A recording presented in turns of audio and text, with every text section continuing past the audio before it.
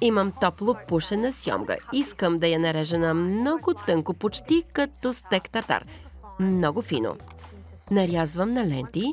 Щом го направите, подравнете и срежете. Трябва много остър нож. После прекарайте ножа няколко пъти, за да получите дребни купчета. Ще ги сложа в купа и ще ги смеся с другите продукти. При фино нарязаната сьомга добавям крем фреш и кора от лимон. Всички вкусове, които се съчетават. И накълцан шивес за окраса. За да направя канапетата, ползвам блини. Затоплила съм ги леко. Ще направя кюфтенца от този вкусен сьомгов рилет отгоре с другата лъжица. Просто притискам. Като го правим, го уплътняваме.